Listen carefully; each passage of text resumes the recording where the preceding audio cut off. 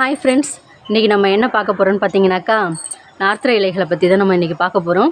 அதுக்கு முன்னாடி நார்த்தங்காயை பற்றி நம்ம பார்த்துட்டு வந்துடலாம். சரிங்களா? இந்த நார்த்தங்காய் இருக்குது இல்லையா, இது வந்து பித்தத்தினால தலைவலி அதிகமாக இருக்கும். பச்சை பச்சையாக வாமிட் எடுப்பாங்க பித்தம் அதிகமானவங்க. அப்படி வாமிட் எடுக்கும்போது அந்த தலைவலி 2 நாளைக்கு சுத்தமாக நிற்காது. ரொம்ப பயங்கரமாக தலைவலிக்கும். அப்படி இருக்கிறவங்க சம்மர் சீசனில் நல்ல வெயில் நாளாக இருந்தால் மட்டும் ஒரு நார்த்தங்காய் முழுசாக சாப்பிடுங்க.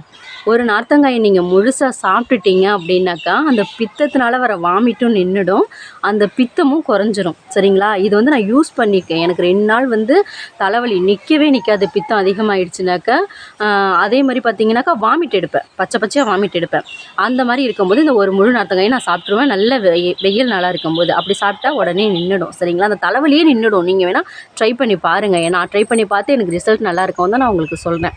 அதே மாதிரி பார்த்தீங்கன்னாக்கா இப்போ மழை நாள் ஆரம்பிச்சிருச்சு. மழை நாள், பனி நாள். இந்த பனி நாளில் கூட நல்லா வெயில் அடிக்கும் போது நம்ம சாப்பிடலாம். ஆனால் மழை நாளில் வந்து நார்த்தங்காய் சாப்பிட முடியாது. சாப்பிட்டிங்கனாக்கா சளி அதிகமாகி உங்களுக்கு மூச்சு விட முடியாது. அந்த மாதிரி ஆகிடும். அந்தளவுக்கு சளி அதிகமாகிடும்.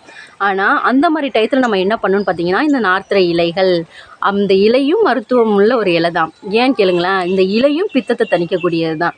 இந்த இலையை என்ன பண்ணணும் அப்படின்னு சொல்லிட்டு கேட்பீங்க. சில பேர் வெந்நீரில் கஷாயம் மாதிரி வச்சு குடிப்பாங்க. ஓகே. ஆனால் நான் என்ன சொல்ல வரேன்னா, நம்ம இட்லி பொடி இடிக்கிறோம்ல, உளுந்து, கடலப்பருப்பு, பட்டை மிளகாலாம் போட்டு, அந்த இட்லி பொடி கூட இந்த கொழுந்து இலைகளை, இந்த நார்த்தரை இலைகளை பறித்து கொஞ்சமாக பறிச்சுக்கோங்க போகிறோம்.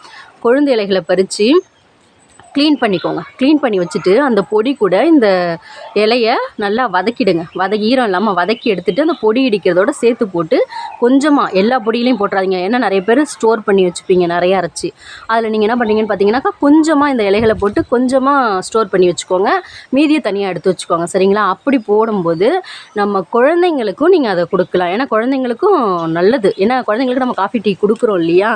நானே என் குழந்தைங்களுக்கு காஃபி டீ தாங்க கொடுக்குறேன். அந்த காஃபி டீ கொடுக்கும்போது அவங்களுக்கும் பித்தம் இருக்கும். என் கூடயே வெயில் நாளானா அந்த நார்த்தங்காயை அவங்களும் சாப்பிடுவாங்க, நான் கொடுப்பேன். ஏன்னா நம்ம காலத்துலலாம் 90s கிட்ஸ்க்குலாம் ஸ்நாக்ஸ்ன்னு பார்த்தீங்கன்னா இந்த நார்த்தங்காய், புளியங்காயில் உப்பு வச்சு சாப்பிடுவோம். இந்த நார்த்தங்காயில் உப்பு வச்சு சாப்பிடுவோம். இதான் எங்களோட ஸ்நாக்ஸ்லாம். ஆனால் இப்போ உள்ள குழந்தைங்களுக்கு நிறைய ஸ்நாக்ஸ் வந்துருச்சு. ஆனால் நான் என்ன பண்ணுவேன்னா, வெயில் நாள் வரும்போது கண்டிப்பாக நான் சாப்பிடும்போது என் குழந்தைங்களுக்கும் கொடுப்பேன். அவங்களும் என் கூடயே சாப்பிடுவாங்க. இந்த பொடியை வந்து நான் என் குழந்தைங்களுக்கும் கொடுக்குறேன். நான் இடித்து வச்சுருக்கேன். என் குழந்தைங்களுக்கும் மழை நேரத்தில் நான் கொடுப்பேன். அவங்களுக்கும் வந்து விரும்பி சாப்பிட ஆரம்பிச்சிட்டாங்க. நீங்களும் என்ன பண்ணுறீங்கன்னு பார்த்தீங்கன்னா, வெயில் நாளில் நார்த்தங்காய் சாப்பிடுங்க. அப்படி மழை சீசன் ஆரம்பித்ததுக்கப்புறம் இதை மாதிரி பொடியாக பண்ணி சாப்பிடுங்க. உடம்புக்கு ரொம்ப நல்லது. பித்தத்தை தணிக்கக்கூடியது. இது சின்ன குழந்தைங்கள்லேருந்து பெரியவங்க வரைக்கும் எல்லாருமே சாப்பிட்லாம். எந்த சைடு எஃபெக்ட்டும் கிடையாது. உடம்பு பித்தத்தை குறைக்கக்கூடியது தான்.